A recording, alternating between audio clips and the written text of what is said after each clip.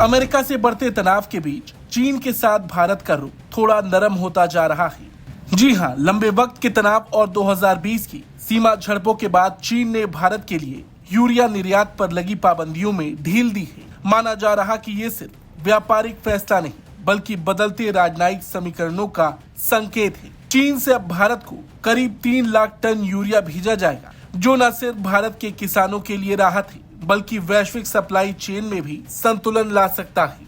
आपको बता दें, भारत जो दुनिया में सबसे ज्यादा यूरिया आयात करता है, अपनी खेती की जरूरतों के लिए विदेशों पर निर्भर है। और चीन जो कभी बड़ा निर्यातक था, उसने हाल के सालों में अपने निर्यात पर ब्रेक लगा दिया था। लगभग आधा चीन का यूरिया निर्यात 2023 में भारत के लिए था। हालांकि पिछले साल चीन ने सभी देशों को यूरिया निर्यात पूरी तरह से रोक दिया था। बीजिंग ने जून में कुछ प्रतिबंधों में ढील दी थी, लेकिन भारत पर विशेष प्रतिबंध अब तक बनाए रखे गए थे।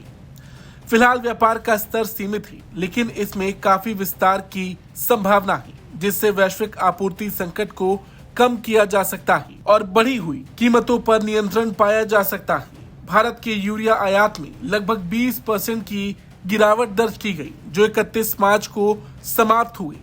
वित्तीय वर्ष में 5.7 मिलियन टन रहा। ये जानकारी फर्टिलाइजर एसोसिएशन ऑफ इंडिया की ओर से दी गई है, जिसमें बताया गया कि 2024-25 में चीन से आयात घटकर लगभग 1 लाख टन रह गया था, जबकि उससे पहले ये 18.7 लाख टन था। मगर अब तस्वीर बदल रही है, क्योंकि चीन से अब भारत को करीब 3 लाख टन यूरिया भेजा जाएगा। चीन के इस फैसले के बाद भारत ने भी चीन के नागरिकों के लिए टूरिस्ट वीजा पर लगी रोक हटा दी है। सूत्रों की माने तो ये सब कुछ ऐसे वक्त में हो रहा है जब पीएम मोदी जल्द ही चीन की यात्रा करने वाले हैं। और देखा जाए तो जहां एक ओर अमेरिका ने भारत पर रूस से तेल खरीदने को लेकर टैरिफ 50% तक बढ़ा दिए हैं, तो वहीं दूसरी ओर चीन भी लगातार भारत से अपने रिश्ते सुधारने में लग गया है।